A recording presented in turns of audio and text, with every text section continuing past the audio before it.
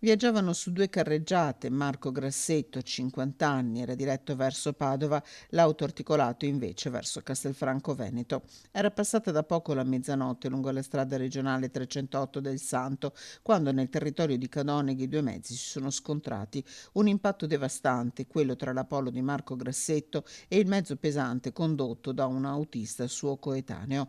Per Grassetto, chef di professione residente a Padova, non c'è stato nulla da fare.